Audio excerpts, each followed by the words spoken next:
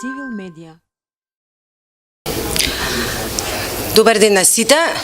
Секоја година, кога говорам на овој ден за Универзалната декларација за човекови права, традиционално подсетувам зошто таа Универзална декларација беше донесена.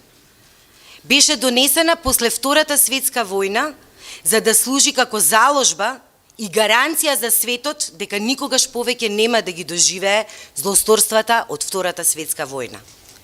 Од тие причини самата декларација почива на основите на недискриминација, па така вели: сите луѓе се раѓаат слободи и еднакви по своето достоинство и еднакви пред законот по своите права.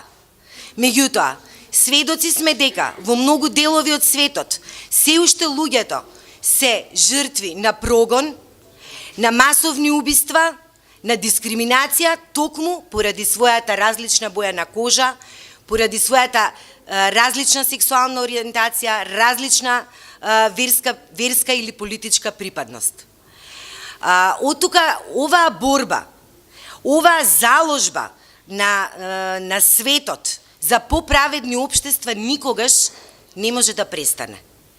Колку и да општествата одат напред цивилизацијски, секогаш ќе постојат нови форми кои што ќе ги кршат човековите права и секогаш ќе постојат луѓе кои поради своето различно мислење или поради својата различна боја на кожа, својата сексуална припадност ќе бидат прогонувани и убивани. Сведоци сме дека исто така и бранителите на човековите права се жртви. Токму поради тоа што застануваат, ги бранат луѓето кои што се прогонувани од страна на режимите или другите форми на недемократско владење. Токму таков режим преживеа и Република Македонија. 11 години граѓаните на Република Македонија се соочуваа со брутално кршење на нивните основни човекови права. Она што на крај го доживеавме, и јас го чувствувам како лична сатисфакција, дека граѓаните денес се многу посвесни за тоа кои се нивните права, се многу посвесни дека тие со својата моќ, со својата енергија и со својата борба можат да ја сменат власта и можат да го направат општеството да биде поправедно. Секако, Македонија не може ни денес да се пофали дека е општество во кое што незините граѓани живеат во благосостојба. Ние се уште се соочуваме со рецидивите од претходното недемократско владење. Рецидиви против кои оваа власт мора енергично да се спротивстави.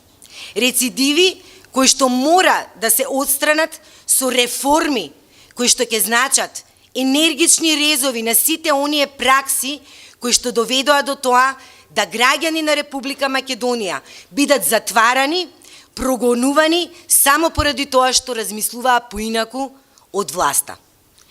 Јас денеска стојам, да речам гордо, бидејќи сето она што беше во наша моќ, сето она што беше во рамките на нашите можности, ние го сторивме за Македонија да доживее слобода.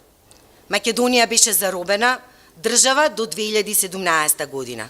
Денес во Македонија може да се каже дека луѓето многу подобро живеат од аспект на слободата. Меѓутоа, Македонија никогаш не смее да заборави дека молчењето, покривањето на пропустите на власта може да доведат до иста таква диктатура со која што се соочувавме 11 години.